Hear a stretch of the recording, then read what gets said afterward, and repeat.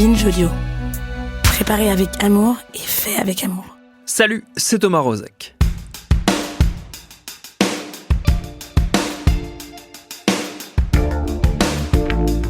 Au début du mois d'avril 2023, l'ineffable Gérald Darmanin, ministre de l'Intérieur, déclarait dans une interview au JDD que la NUPES, l'alliance des gauches dans l'opposition, était, je cite, sur la pente de l'ultra-gauche des années 70. En gros, une gauche radicale et révolutionnaire qui ne rechigne pas à l'action violente, voire à l'assassinat politique, comme on en a connu durant les années de plomb.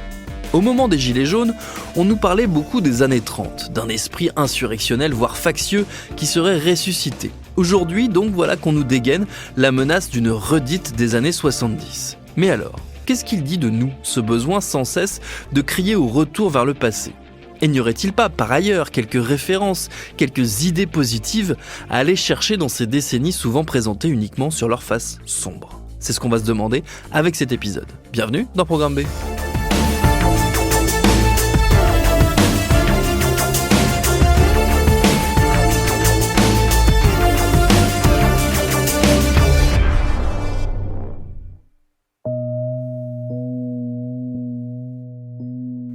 Pour en discuter, je me suis tourné vers quelqu'un qui s'était livré il y a quelques années à l'exercice de l'exploration du passé pour comprendre le présent. C'est Michael Fossel. Il est philosophe, professeur à l'école polytechnique. Il a signé récemment un livre consacré à la gauche et au plaisir qui s'appelle Quartier rouge. C'est paru aux Presses universitaires de France, là où était paru également un autre de ses ouvrages dont on va parler tout de suite. Récidive 1938. Un livre passionnant où il explore les résonances entre notre époque et ces fameuses années 30, sans pour autant crier à leur retour. C'est plus subtil que ça, vous allez voir. À Michael Fossel, j'ai commencé par demander s'il avait la sensation que les époques se terminent réellement, si elles s'empilent et continuent de résonner en nous au lieu de se succéder. D'abord, il faudrait distinguer peut-être l'époque et les périodes à l'intérieur d'une époque, qui est une époque qu'on peut considérer comme étant encore la modernité dans laquelle nous vivons. Je pense qu'il y a quand même des continuités. On a tendance, quand on vit à une certaine période de l'histoire, là pour le coup la nôtre, à considérer toute chose comme nouvelle, à penser que le monde ancien a été remplacé par le monde nouveau. Et évidemment, on vit aussi dans une réalité faite de virtuel, de numérique, qui tente à penser ou à faire croire que nous vivons les choses pour la première fois. L'histoire nous permet, ou le détour par l'histoire, nous permet de voir qu'en réalité, il y a des logiques, des manières d'envisager la politique, des manières d'envisager le corps, des manières d'envisager le réel, qui finalement ont des analogies avec le passé. Disons que l'idée que nous serions dans la disruption permanente, dans la nouveauté et l'inédit me paraît assez erroné. Évidemment, il faudrait peut-être réfléchir aussi au fait que les nouveaux médias, les chaînes d'information continue, le système du journalisme par l'alerte breaking news, tout ça nous fait considérer qu'en une seule journée, nous avons déjà rompu 3 fois avec le passé, alors qu'en réalité, il y a peut-être des constantes et qui expliquent pourquoi on peut avoir ou la nostalgie ou la terreur d'ailleurs de ce qui s'est passé autrefois. Ce qui était très fort avec Récidive, c'était que justement ce terme de récidive, c'est pas un retour en arrière, c'est une récidive dans le sens médical du terme, c'est-à-dire un retour certes de la maladie, mais sur un corps qui est différent.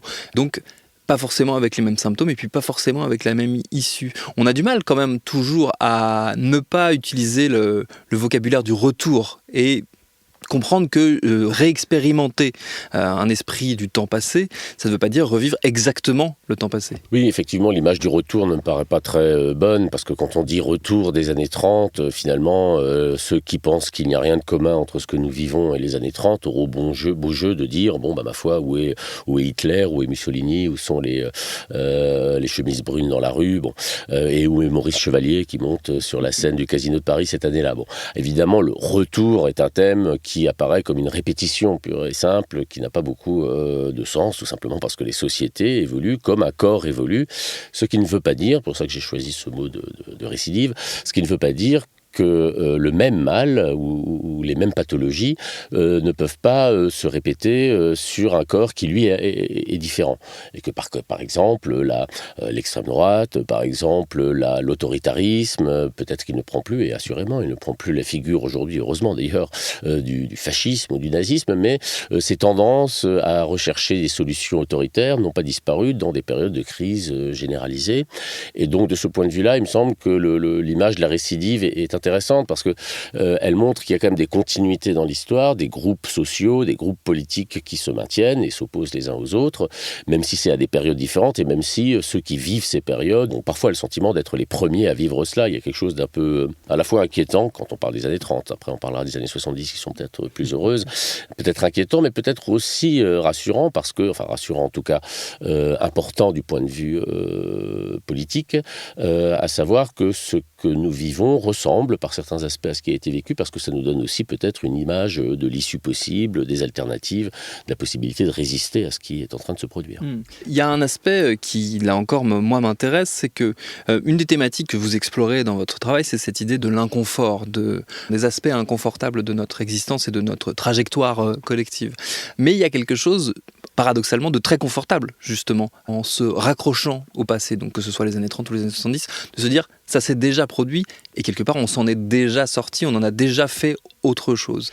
Oui, parce que cette figure qui n'est pas seulement liée à l'histoire, qui est liée à toute vie, de quelqu'un d'assez expérimenté, plutôt âgé, qui regardera le malaise des adolescents avec un haussement d'épaule, en considérant qu'après tout, tout le monde était passé par là, tu n'es pas le premier à vivre cela. Bon, il y a cette espèce de rhétorique effectivement, alors là on peut dire de la confiance, qui en général est tenue par ceux qui sont sortis de la crise ou sont sortis des difficultés. Alors évidemment, quand on se réfère à des années particulièrement terribles de l'histoire comme les années 30, je ne suis pas sûr que le confort soit total, parce que évidemment nous en sommes sortis, mais à quel prix? Au prix d'une guerre mondiale, d'un génocide, d'un nombre de morts absolument considérable et même inouï par rapport à l'histoire. Donc au fond, le fait d'en être sorti ne me paraît pas être forcément la chose à retenir, parce que précisément, comme il y a des choses qui parfois tentent à revenir sous une figure alternée, différente, eh bien ça prouve que nous n'en sommes pas totalement sortis. Nous ne sommes pas sortis des crises migratoires et du refus d'accueillir des réfugiés qui avait lieu dans les années 30, qui a lieu de manière différente certes, mais néanmoins aujourd'hui. Nous ne sommes pas sortis des régimes de moins en moins démocratiques, nous ne sommes pas sortis des crises sociales dont on ne voit pas l'issue, nous ne sommes pas sortis du racisme, nous ne sommes pas sortis de toute une série d'éléments qui constituent les sociétés modernes qui, d'une certaine manière, sont aujourd'hui plus visibles encore que quand j'avais écrit ce livre il y a 4 ou 5 ans.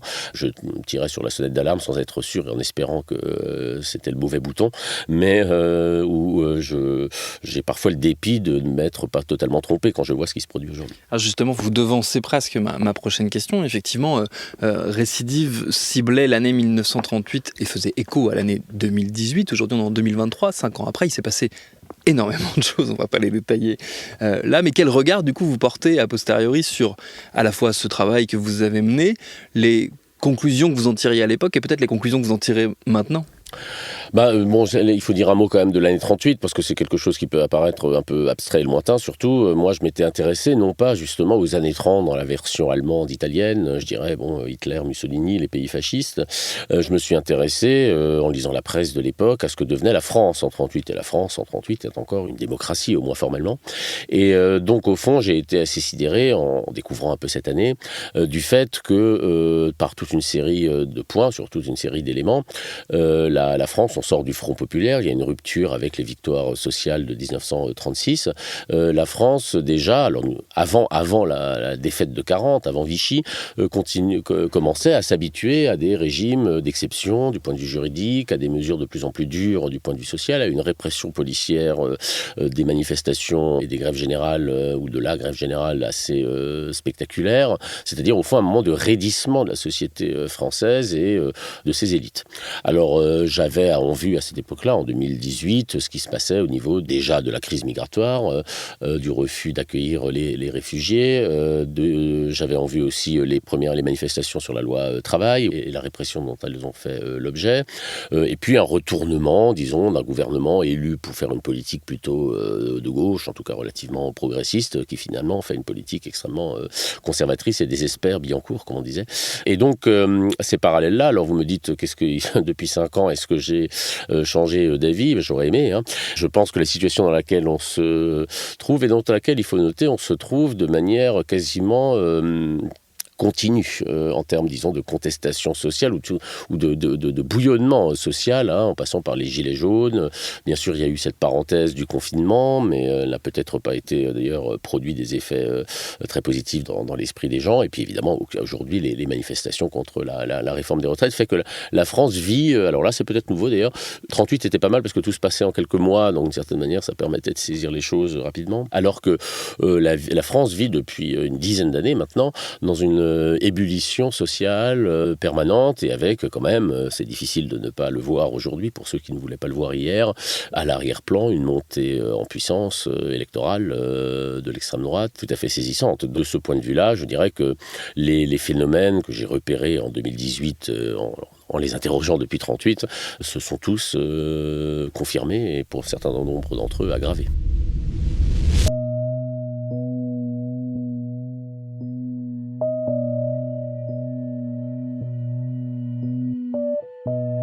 Nous combattrons sans relâche ceux qui, à l'extrême gauche, attisent la haine, fracturent sciemment le corps social et soufflent sur les braises du mécontentement. Ils espèrent cyniquement récolter les fruits politiques du chaos. Le vrai débat, il est là. C'est les menaces que l'extrême gauche, que l'ultra-gauche représente, incarne aujourd'hui. Il y a eu une grande partie des manifestants violents, encore une fois, qui s'en prenaient physiquement aux gendarmes, les blessant. Et je veux redire que cela relève de l'écoterrorisme.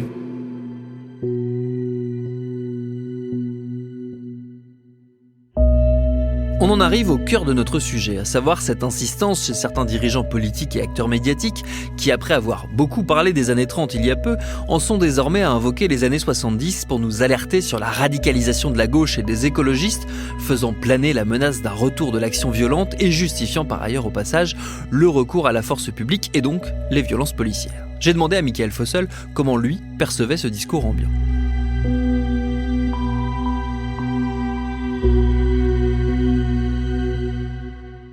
Dans les années 70, donc au sortir de 68, il y a évidemment un phénomène qui est celui de, ce qu'on appellera à tort ou à raison l'échec de 68, qui va jeter toute une série de militants d'extrême gauche, trotskistes ou maoïstes d'ailleurs, dans une activité un peu groupusculaire. Alors, moi j'ai été frappé par le parallèle établi par le pouvoir, il faut bien le dire, lorsque, je crois, Darmanin avait parlé à propos de Sainte-Soline d'éco-terrorisme. Alors, évidemment, introduire la question, le thème du terrorisme, ça fait un effet, évidemment, extrêmement violent, d'ailleurs pour moi inacceptable de parler de terrorisme à cet objet-là, mais premièrement parce que nous avons eu une expérience du terrorisme islamiste en 2015, mais qui n'avait justement pas cette dimension, disons, politique d'extrême gauche, mais que ça renvoie aussi à cette période des années dites de plomb dans les années 70, dont il faut noter quand même qu'elles ont marqué l'Allemagne et l'Italie, la fraction armée rouge, les brigades rouges, mais pas la France. C'est-à-dire qu'en réalité, il y a eu une tentation à un moment terroriste, c'est-à-dire de certains gauchistes qui, voyant que tout échouait, que leur combat en 68 n'avait pas produit de fruits, ont été tentés, on le sait d'ailleurs, c'est documenté, qu'il y a eu des discussions à l'intérieur des plus radicaux, comme on dit aujourd'hui, pour savoir s'il fallait passer à la lutte dite terroriste. Ils ne l'ont pas fait, et d'ailleurs on ne saurait que les en féliciter, mais évidemment, de la part du pouvoir, employer ce terme-là pour délégitimer les luttes sociales, ça a deux aspects négatifs. D'abord, ça ne correspond pas à la vérité. La désobéissance civile et le terrorisme sont deux éléments qu'il serait quand même bon de distinguer.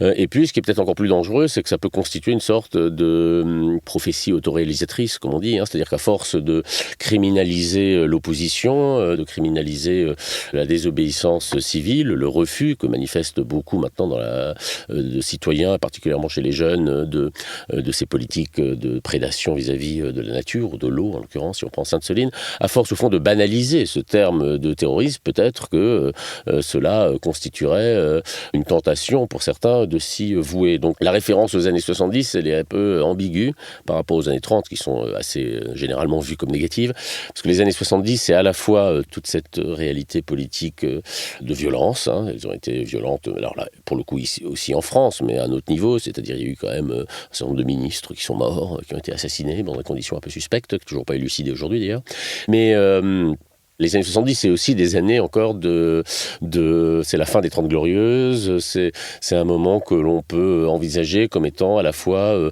dur politiquement et assez heureux, je dirais, sociétalement, si je puis dire. Une sorte de libération des mœurs, tout ce qui vient après 68, le MLF, les premiers mouvements homosexuels, aussi la toute première naissance de la conscience écologique en France, hein, René Dumont, etc. Donc là, s'y référer comme à quelque chose d'un peu nostalgique, on peut le faire, l'utiliser ou renvoyer aux années 70 uniquement comme des années qui auraient été marquées par la violence politique et le terrorisme d'extrême gauche, ou de l'ultra-gauche, comme on aime à dire aujourd'hui, me paraît historiquement faux et politiquement assez dangereux. Et est-ce que justement, politiquement, la gauche, les mouvements de gauche n'auraient pas justement intérêt à embrasser cette idée d'un... Alors pas forcément d'un retour, mais d'une reconnexion, en tout cas avec ce passé des années 70, et justement ce que vous décriviez, ce bouillonnement très fort, parce que certes il y avait de la violence, certes il y avait tout un tas de choses qui se passaient qui étaient négatives, mais il y avait une grande positivité dans le sens où il y avait une grande mobilisation, une grande politisation aussi de l'après 68, des graines qui ont commencé à germer dans ces années-là, qui nous ont amenés jusqu'à 81 et la première victoire de la gauche à la présidentielle. Est-ce que justement la gauche intellectuellement n'aurait pas intérêt à aller justement à aller creuser un peu cette idée-là des années 70 ? Alors évidemment, on pourrait dire, comme toujours, quand on parle de référence au passé, que les choses ont beaucoup changé, que 70 c'était encore un modèle industriel, il y avait Billancourt, il y avait des usines, que le prolétariat, pour employer ce terme un peu vieilli, avait une unité d'expérience qu'il n'a plus, maintenant il est atomisé. Bon bref, on peut insister sur les différences. Bon, il faut noter, effectivement, là je suis d'accord avec ce que vous avez dit, qu'en 70, les années 70, on est dans un moment où le phénomène 68 n'a pas donné lieu à une révolution au sens classique du terme, c'est-à-dire au fond de prise du pouvoir, ou même, et il y a eu des élections qui ont été, même en 68, des élections très favorables aux gaullistes et à la droite. Donc il y a une espèce de...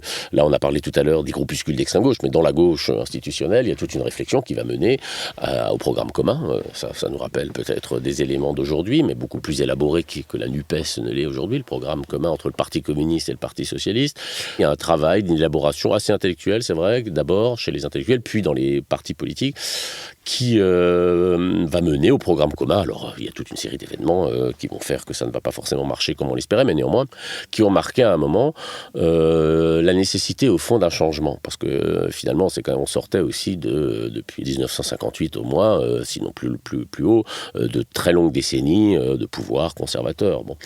Donc, il y a un désir de changement que les hommes politiques, les hommes à l'époque, il y avait peu de femmes, mais qui étaient en responsabilité de ces partis de gauche, et aussi les intellectuels qui les entouraient, ont épousé, ont suscité. Alors, comment s'inspirer de cela ? Bon, là, il faudrait évidemment réfléchir à la situation aujourd'hui, où la gauche est quand même beaucoup plus faible, hein, sociologiquement, je veux dire. À l'époque, les deux partis, PS et PC, ça faisait quand même pas loin de 50%. Il n'y avait pas d'extrême droite aussi, ce qui est quand même constitué, il n'y avait pas d'extrême droite électorale, quoiqu'il faut noter que le Rassemblement national est né sous la figure du Front national dans les années 70, en 72. Enfin bon, il ne pesait rien à l'époque. Donc il y avait une sorte d'évidence politique encore, une séparation entre la droite et la gauche qui certainement avait plus de netteté qu'aujourd'hui. Même si je pense qu'aujourd'hui elle revient, peut-être pas sous la figure droite-gauche, mais enfin néanmoins ceux qui sont, je dirais, plutôt satisfaits du système tel qu'il va et ceux qui pensent qu'il nous mène à la catastrophe, elle revient par la question écologique, qui de fait est née dans les années 70, mais ne s'est imposée véritablement comme un enjeu central dans la politique française, enfin et mondiale d'ailleurs, que depuis une dizaine d'années avec le réchauffement climatique. Je pense que c'est toujours sous le sentiment de l'urgence, d'une certaine urgence, que se reconstituent des combats politiques un peu émancipateurs. Il y a justement un autre élément de ces années 70, alors qui est peut-être un élément que moi ou les gens de ma génération fantasment par rapport à ces années que nous n'avons pas connues, mais qui pour le coup, nous semble assez enviable et assez intéressant à ressusciter. Ça va parler aux philosophes du plaisir que vous êtes. C'est justement cette idée d'enthousiasme, parce qu'on a la sensation que, certes, c'était des années compliquées et marquées par tout un tas de défis auxquels il a fallu faire face, mais c'était des années aussi d'enthousiasme politique, avec l'idée qu'un avenir désirable était possible. Est-ce que ce sentiment-là aussi, il ne serait pas intéressant de le ressusciter, non pas de le ressusciter, mais de le ressusciter au sein des courants de gauche, notamment, qui peinent très fortement à déclencher l'enthousiasme qui était celui des années 70 et tout début des années 80. C'est en 71 que le Parti socialiste, à l'époque il était très à gauche, a choisi comme emblème le poing et la rose, c'est-à-dire justement quelque chose qui a un double emblème en quelque sorte, le poing pour la lutte et la rose pour le bonheur, comme disait Mitterrand. Donc effectivement il y avait, ça sort directement de 68 effectivement, il y avait une conscience assez positive du fait que l'engagement, le militantisme, la transformation de la société, au fond, s'accompagnait aussi d'une certaine joie. Il fallait à la fois transformer le monde et changer la vie, en quelque sorte. Il n'y avait pas encore une différence qui pour moi est rédhibitoire politiquement, entre le social et le sociétal, c'est-à-dire entre ce qui relève, disons, de l'économique et des inégalités sociales, et puis une gauche qu'on appelle sociétale, qui insistera beaucoup plus sur la liberté individuelle ou d'autres questions qui relèvent des mœurs. Au fond, il y avait cette conviction qui était issue de ce qu'on appelle le freudo-marxisme, qui a un peu disparu de l'horizon aujourd'hui, des auteurs comme Marcuse, qui ont pensé ensemble le marxisme, le social, le freudisme, c'est-à-dire l'idée quand même que, enfin, pour le coup, l'usage qu'ils en faisaient en tout cas, l'idée que l'émancipation, y compris sexuelle, et le plaisir des individus constituent un élément aussi de politique, pour la bonne et simple raison que l'autoritarisme, la hiérarchie dans l'entreprise et dans l'État marquait un interdit sur l'émancipation des individus.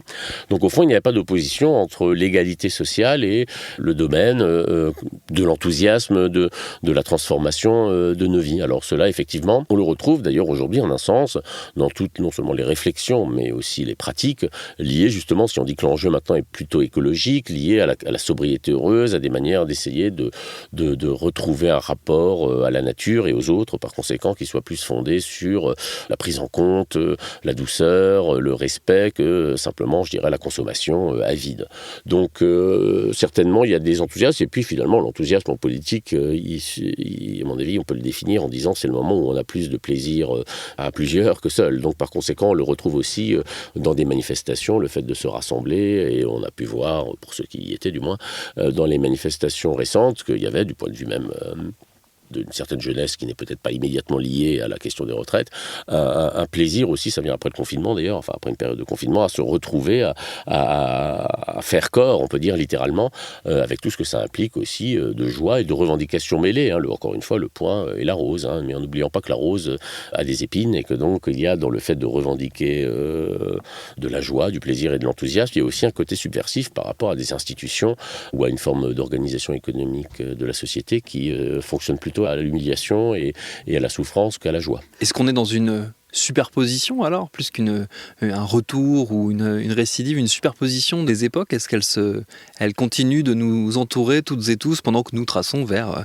autre chose? Vous avez évoqué les années 30 et les années 70, mais finalement les années, en tout cas 68, n'est pas du tout sans rapport avec ce qui s'est passé dans les années 30 et 40. C'est la génération d'après, c'est ceux qui sont nés, ceux qui font 68, en tout cas du côté étudiant, sont ceux qui sont nés après la guerre ou pendant la guerre, mais qui vivent avec, c'est parce qu'il y a eu 68 en Allemagne, il y a eu 68 aussi en Italie un peu, mais surtout en Allemagne, pas seulement en France, aux États-Unis aussi.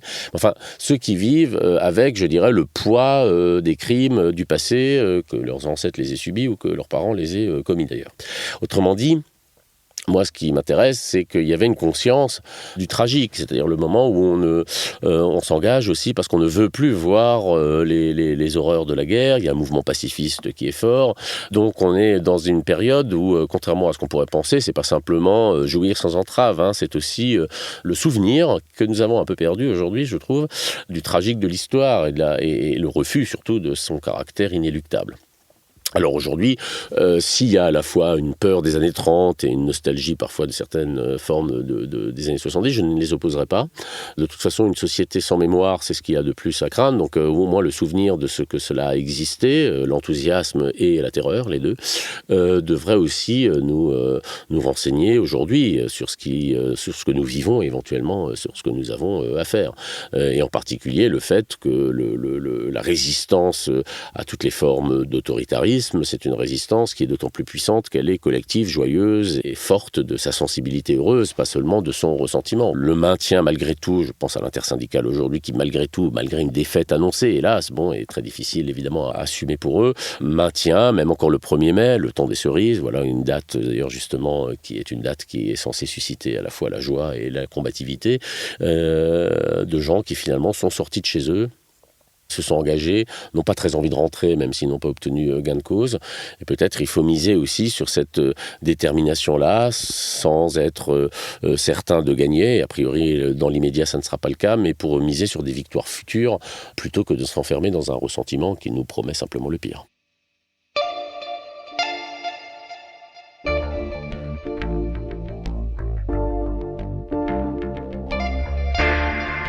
Le pire n'est pas toujours sûr, il n'est surtout pas toujours obligatoire, pourrait-on ajouter. Merci à Michael Fossel pour ses réponses. Son dernier livre paru, il s'appelle Quartier rouge, la gauche et le plaisir, et il est disponible aux presses universitaires de France. Programme B, c'est un podcast de Binge Audio, réalisé par Paul Berthiaud, préparé par Charlotte Bex. Tous nos épisodes, les anciens comme les nouveaux, sont à retrouver sur toutes vos applis de podcast préférés. Cherchez-nous sur Internet si vous voulez nous parler, et à très vite pour un nouvel épisode.